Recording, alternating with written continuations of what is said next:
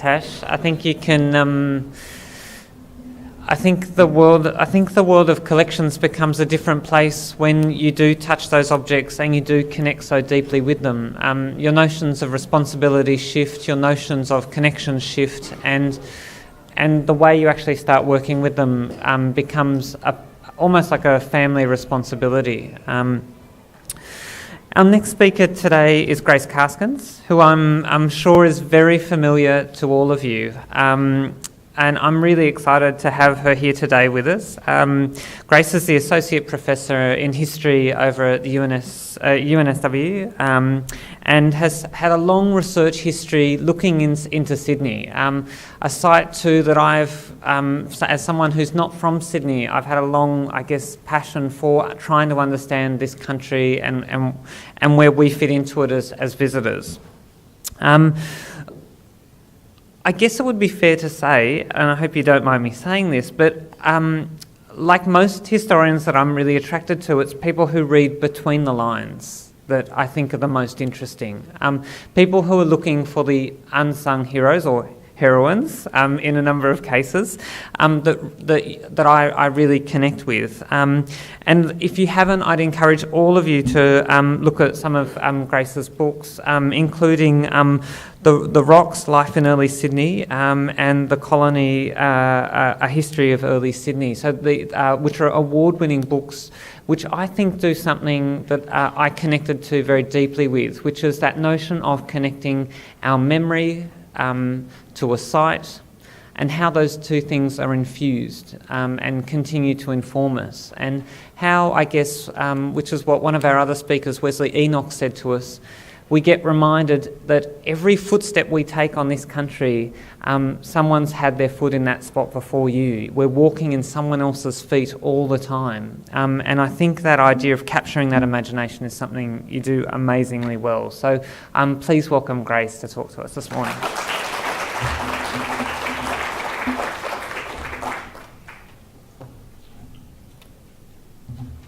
Thank you, Jonathan. Hello, everybody. I'm absolutely delighted and honoured to be here. Thank you for inviting me. I too would like to acknowledge the traditional owners of the country on which we meet, the Castlereagh people, and pay my respects to their elders past and present. Today I'm going to draw your attention to the outskirts of Sydney. And just a warning, I am going to show an image of a person who has died. As cities expand, I'll just wait till everyone's seated. As cities expand, they devour their own edges. So cities' edges are always constantly moving outwards. Dynamic zones of loss, as we've been hearing, loss and transformation. So the Botanic Gardens, where the Great Garden Palace stood, where it went up in flames, was once actually on the bush outskirts of Sydney. Now it's the city's green heart. And the city's edge is 60 kilometres away.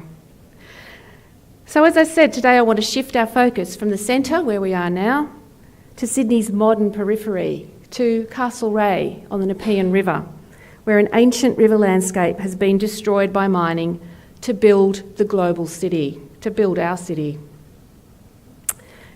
It's here.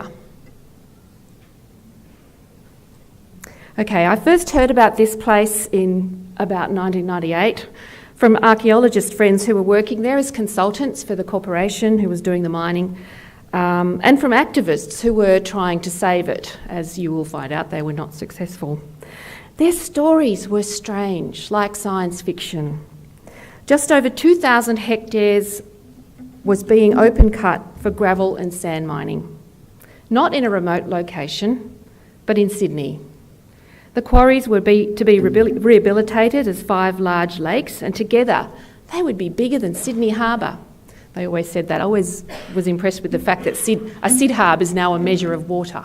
I didn't know that before, but I know now. And so I was really curious and fascinated and struck by a puzzle. In New South Wales, we have strong legislation protecting heritage, especially those highly revered settler places dating from the early colonial period. Another set of legislation automatically protects all Aboriginal sites. And yet the Quarry and Lake scheme involved the destruction of Australia's second oldest colonial farming landscape, dating from 1803, at least 40 Aboriginal sites.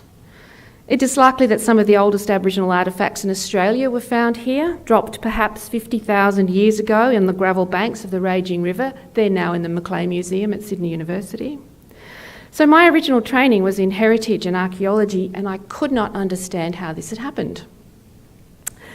And I also always wonder what happens to the memory of such destroyed places, which were once real and visceral and palpable and now vanished. How had people lived in this environment before? What happens to the people who are displaced? And that's happened a few times at Castlereagh. What happens to all that material that's removed, transported, reconfigured? And I think of Marshall Berman's words on our Faustian bargain with modernity.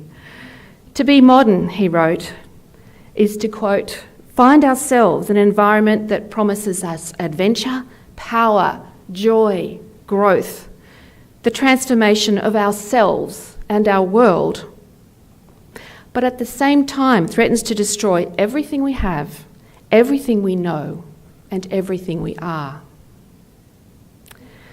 So in 1999, I went to Castlereagh, to the farthest edge of the city, to see for myself. And this is what I found. That's the lake scheme as it was in 2010 from Google Earth. Isn't Google Earth wonderful? You can spy. You're not actually allowed into the lake scheme, but you can see it on Google Earth. So the Castlereagh Road runs straight and flat along the floodplain of the Nepean River. The brooding brow of the Blue Mountains looms on the opposite side. The escarpment is hazy blue with eucalyptus oil, light and dark, playing on its forest mantle. The fields sliding by on the west, lying between the river and the road, are long cultivated. Creeks and swamps and lagoons running north and northwest spread through them like veins. Old farmhouses and cottages stand abandoned, suspended, waiting. Old orchards have long been left to gnarl and twist amongst thickening grasses. Because on the east side of the road lies the immediate future. This was 1999. Obscured by high artificial earth banks, tangled grasses and tall weeds, the gigantic orange gash of the sand and gravel quarry extends as far as the eye can see. So that's what it looked like before, this now. Until recently, this too was solid green farmed floodplain. The quarrying companies bought out the farmers 20 years ago, so that was in the 70s and 80s, demolished the houses and barns, amputated the lanes, ploughed them up. And now it's a bizarre, otherworldly scene, these excavators and face shovels industriously gutting the earth. Giant trucks are literally carting away this country. Sand and gravels the river brought down from the highlands over 100,000 years will be reconfigured as roads and footpaths and luxury hotels and shopping centres. And soon the palimpsest of paddocks and old fence lines and cottages and leaning barns on the west, all that solidity will have vanished too. And in its place will not be air but water. This road I am driving on will be gone. The solid shale bed 14 metres down will be the bottom of a vast new lake. So I imagine driving underwater with bass and bubbles in the hulls of speedboats muffled overhead. How did this happen? Well, here's the deal. New lakes as big as Sydney Harbour in return for the old farming lands. There was a kind of urban egalitarianism in the plan. Water views and water sports, the leisure to enjoy them. Surely those were the rights of Sydney's citizens in the 1970s. Why shouldn't Western Sydney share in them? That's how the scheme was sold. These are some sketches, some artist sketches from the time. This is what it was supposed to look like. So near the corporation headquarters, I watched small groups of school children amble down to reedy ponds with nets and clipboards. Another group of children is learning how to move like emus, clicking sticks, led by a young Aboriginal woman from Miramidagar, the new company-funded Darug Aboriginal Cultural Centre. She sings, moving easily through the young trees. Over the horizon, the giant stockpiles of Pioneer processing plant were just visible, the machinery of faint wine in the distance. So in 1999, when I went to see it, the Castlereagh Road was literally the line where the urban met the rural. It was the dynamic interface, the point where the city was actually devouring its edges. Today, now, 17 years later, the road I drove is gone. It's been closed at either end. The quarrying operations have ceased. The face shovels and the trucks are quiet. And the lakes are taking silvery, otherworldly shape. The corporation is actually on the brink of becoming a property developer. So there's going to be 4,000 new houses at this site. So researching and writing about the Penrith Lakes scheme was like excavating the future, learning the lessons of this modern urban edge landscape. I did publish about this project. This year the company found it and they're not very happy with me.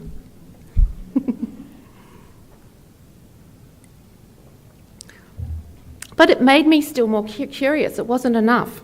I wanted to understand the river landscape more deeply, to recover the longue durée environmental and human history here of this place, reaching back into geological and deep human time. Now, I want to acknowledge here the contribution and support and partnership I've had with Murrumbidgee, which is the Darug Cultural Centre that I mentioned. The stories we've recovered about land, river and peoples are rich and rare. Today, I have time to tell two of them. The first is about how geology and geography shaped both Aboriginal and settler landscapes and how those landscapes came to be overlaid and intertwined. The second is a story about country, community, staying and return. And both of these stories require us to think geographically as we strive to recover the past's own present. So Dyara, the Hawkesbury Nepean River, flows west of Sydney, rising in the highlands around Goulburn in the south and reaching the ocean at Broken Bay in the north. It's the most wonderful river. Archaeological evidence strongly suggests that Aboriginal people here clustered most densely on the fertile, thickly forested banks of the rivers and creeks, and as we know, that's where the early white settlers went as well.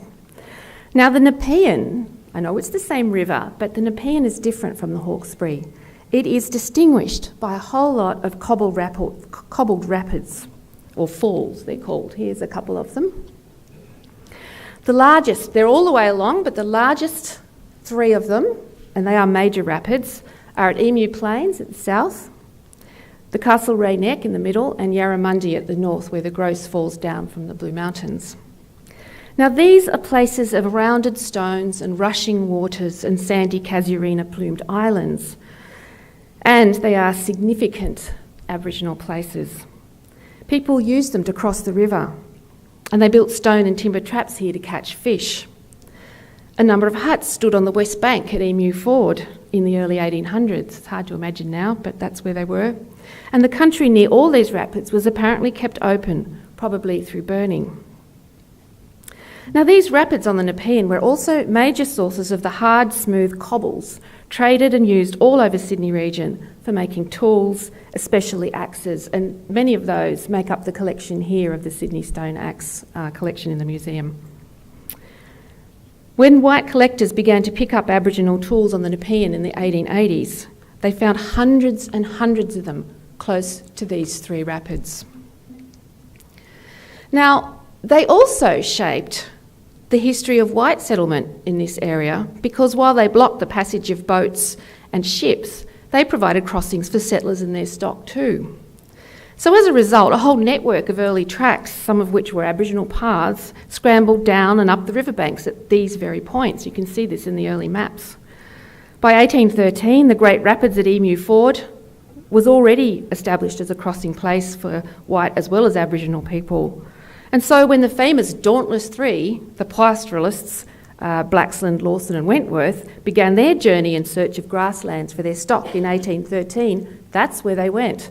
Emu Ford. A year later, William Cox's gang is cutting down the approach to the ford down the high bank on the east side. That's the beginning of the first settler road over the mountains, not the first road, of course. You can just see it in there in the distance in this wonderful picture by Augustus Earle. Now that road laid down a new compass for the colony. Gradually, the movement of people and animals began to shift from north-south to east-west. The road, pointing like an arrow over the river and the escarpment, became the Great Western Road. Now it's the Great Western Highway. But even after the road appeared, the river and the ford still ruled the traffic. Stockmen and draymen had to wait for the water levels to drop before they could cross with their herds and teams.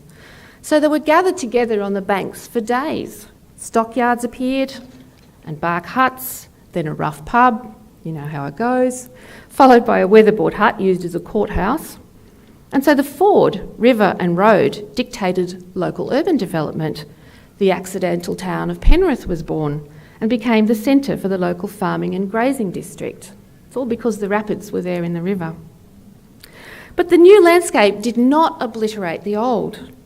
Aboriginal people continued to camp and fish at Emu Ford as they had done for tens of thousands of years, continued their ceremonial business and traditional law. They also guided groups of white visitors over the mountains. Here are some of the guides from the Nepean who took the French visitors in 1819 with Payan and his group. Charles Darwin met a group of warriors here in 1836, watched their demonstration of spear throwing and commented on their healthy appearance. These are not the dregs of leftover race at all. This is a strong culture and community. The emerging landscape may even have incorporated possibly in new Aboriginal sites. In 1914, octogenarian Mrs. Barlow, who was an early settler woman, recalled that when she was a girl in the 1830s, the blacks had a bora, or sacred ground, on Wilson's Flat, hard by the river, and she herself had witnessed several corroborees there. Now, Wilson, I found out, was a publican, and his hotel was near the new Emu Ferry, so more or less in the same area. It's possible that the Bora ground on the river may have predated the growth of Penrith, but it is also possible that it was established and grew with Penrith. This gathering place where the great throng of humanity was bailed up by the river, where the stockmen and travellers and warriors camped, met and mingled while they wait till the sweet alignment of water levels and currents that allowed them to ford the river. My second story is from the other end of the 19th century. It's about Nardang, an Aboriginal woman who was born in this country, Muru Murak, before the settlers invaded. Settlers called her Black Nellie. She still lived in the area in the 1880s, when she and her husband, King Charlie, camped on the common land at Castlereagh. But King Charlie died in 1885, and Nardang was left, the local press claimed, as the last of her tribe. That's a very common phrase, as we know. It's usually not true. I'm not sure in this case whether she was or wasn't. Now, in 1886, well into her 80s, she befriended Sarah Schanz, a young doctor's wife, newly arrived from England.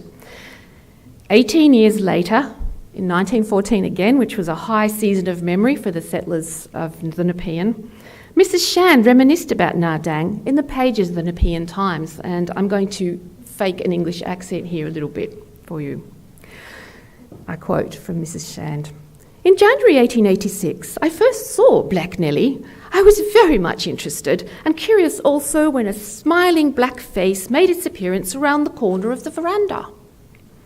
It was during a flood that Nellie decided that she would like to live with me altogether. She decided in our favour and informed me that she was coming for good. I said politely, "I shall be delighted, Nellie." And to my surprise, sometime afterwards, there arrived in our yard a cart laden with blankets, small bundles of clothing, coffee pots and billy cans, and perched on top was Nellie, with a wide grin saying, "I'se come, missus." That sounds like stage minstrel shows for me, but anyway. What could I do but welcome her? She remained with us for years, never showed a sign of bad temper to us. Whenever we returned home from a journey, short or long, Nellie was always there to welcome us. Now, there are some people who might have seen her in a drunken state, but that was never Nellie's wish. And the shame of it is on those people who, through mistaken kindness or a wish to excite her and induce her to sing, gave her strong drink. About once a month she would dress herself in her best clothes and leave my house nice and tidy, but alas, she often returned drunken and dirty. And it was only in this condition that she sang. First she mumbled a sort of Aboriginal incantation, and then the chorus was this: all the land belonged to Mr. McCarthy, one finger. All the land belonged to Mr. McCarthy, two finger. All the land belonged to Mr. McCarthy, three finger.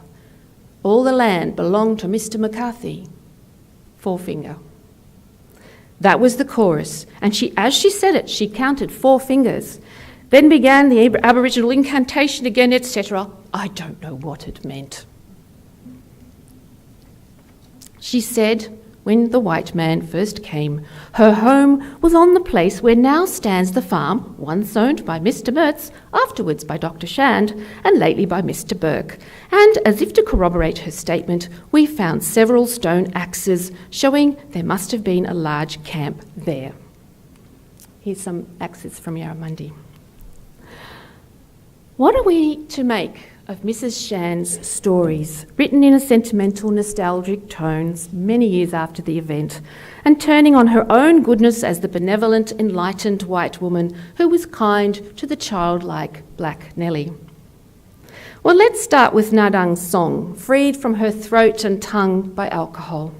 Sung in English and Aboriginal language, all the land belonged to Mr. McCarthy, rhythmically repeated 4 times. It sounds like a song of dispossession. The McCarthys were actually a well-known early local Catholic family. The first James McCarthy was an Irish ex-convict who arrived here in 1804. The farm, Cranebrook, this one, stood beside Cranebrook Creek at Castlereagh, and it overlaid a major Aboriginal stone tool workshop. Archaeologists have found settler and Aboriginal artefacts mingled here, suggesting that the McCarthys and the Aboriginal people co-occupied this place. Now, when the Schanz first arrived in 1886, they rented this very farm, Cranebrook. And so this is where Nadang actually met Mrs. Schanz. By this time too, Cranebrook was in the hands of the 4th James McCarthy, great-grandson of the 1st. 4 generations owning all the land, the line repeated 4 times, once for each generation. Nadang's song was probably about family, country and staying. She may have been singing settler history of country to white inheritors, but Mrs. Schanz could not understand. And buried at the end of Mrs. Schanz's story is something else. Nadang told her that her first home was on a farm once owned by Mr. Mertz, afterwards by Dr. Schanz. Now, compared to the rest of the story, those words are a little bit muffled and a little bit arm's length, because, of course, Dr. Schanz was Mrs. Schanz's husband, right? Couple. In 1891, the Schanz family moved on to the place where Nadang had been born. It was a farm on the Bringelly Road called Frogmore, set in the undulating open forest east of Penrith. Widowed, ageing, and besieged by the great floods that swept through in the 1890s, Nadang informed Sarah Schanz that she had decided to live with her at Frogmore, packed up her few possessions and moved in. Nadang was returning to her birth country. She was going home. It's actually on the Bringelly Road, just east of Penrith. But if the McCarthy family put down roots and stayed over 4 generations, the Schanz did not. They left Penrith in 1899. And despite Sarah Schanz's claim that the faithful black Nellie, stayed with them at Frogmore for years, this isn't quite true, and it's not the end of the story. We know that Nadang had left Frogmore by 1896 because in that year the Penrith Police wrote to the Aboriginal Protection Board urgently requesting a house for black Nellie, the last of her Castlereagh tribe. Nadang was homeless and destitute, but she was still in country. So So these are just a few stories emerging from this project of recovering Sydney historically and geographically and deeply. But I think we can use them to light a few spot fires under some old historical assumptions. The invasion of settlers in the late 18th and early 19th centuries was catastrophic for Aboriginal people, but it did not expel them from country, nor did it instantly obliterate Aboriginal landscapes. Unlike the Castlereagh Road in 1999, the frontier was not a line between the past and the future, which quickly moved to engulf the continent. It was a hybrid zone, which such vast unrolling impacts, a zone where people mingled and where spaces and places were overlaid, remade and contested. And who are the truly settled people in this story? The restless white people, constantly moving on in search of more land, different lives, material enrichment, or those Aboriginal people who stayed with country no matter what? Thank you.